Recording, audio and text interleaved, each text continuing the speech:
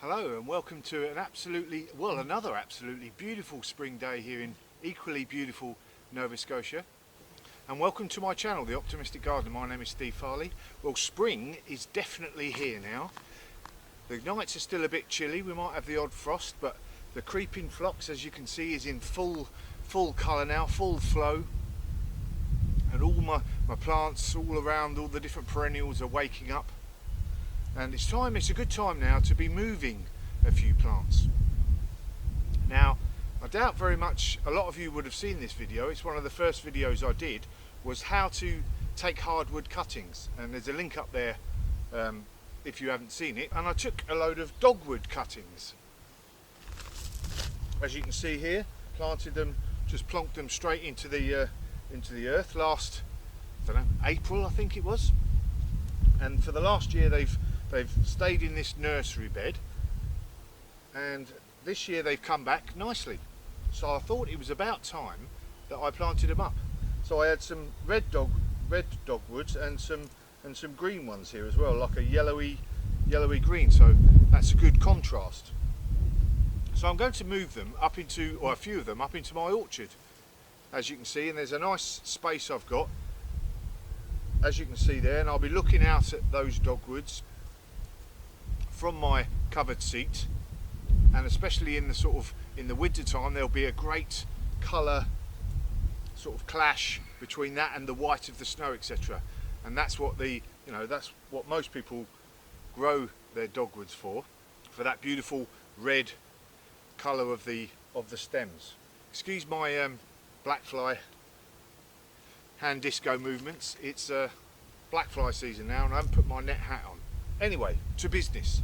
I'm going to dig a few of these up and then we'll go up to the orchard and we'll plant them up. See how it goes.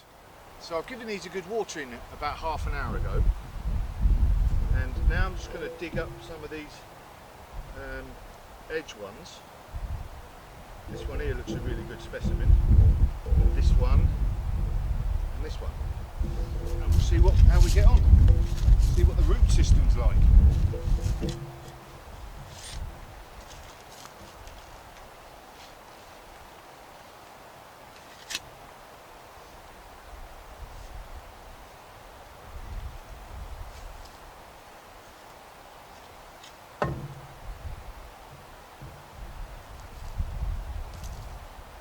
Oh, look at that. Pretty good root system there. Nice. That should take nicely. That's one. Right, excuse me a second. I should have put this on in the first place. It was only vainness that has stopped me doing it.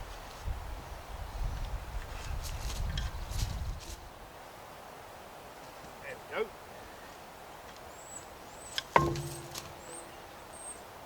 So that's 4. Let's go on up to the orchard and see where we're going to put them. Okay, so here I am in the orchard, fully netted up against the pesky black flies. I'll tell you what, my ears are in absolute bits where they keep either sneaking in on the side of the net, or I haven't got my net hat on and they've bitten me. Absolute bit, terrible. Anyway. So here I am in the orchard. This is where I'm going to do it. Hopefully behind you see the seat. So in maybe late autumn or early spring when nothing's come up, I could be sat out there with a hot cup of tea, just looking at the beautiful red of the dogwoods against probably the white background of maybe the snow or a frost or something like that. It will just set them off beautifully. And if you prune them, we'll get to the pruning in a minute. So I'm going to put them in here, just going to basically dig a hole.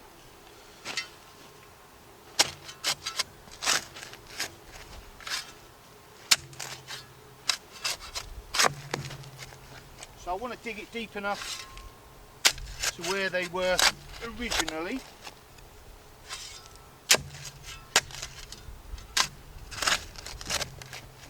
So I've just covered the majority of this area with compost and cardboard, but underneath it's still horrible, really sort of clayey, full of rocks and everything, but do a decent hole.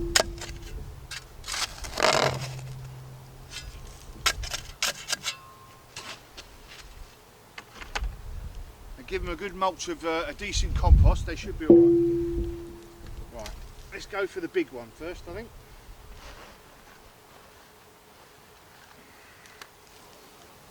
Here we are. Dug that hole a bit deep.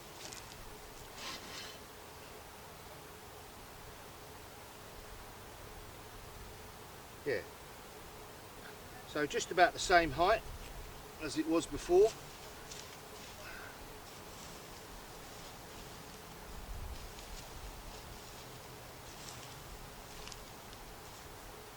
Burn that down either side. I'm going to give this an early drink.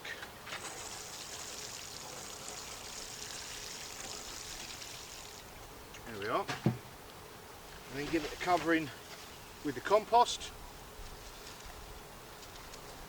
It's been very dry the last week or so here in Nova Scotia. You can see this compost that I've laid down is already real bone dry.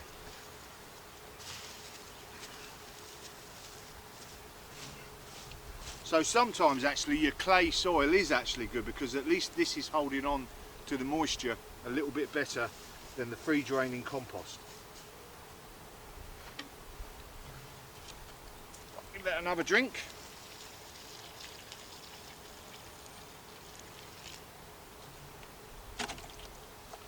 So I'm going to carry on with the others in a minute, but I'm obviously going to let that grow this year. And then next year, this new growth next spring or in the winter etc. will show brilliant red.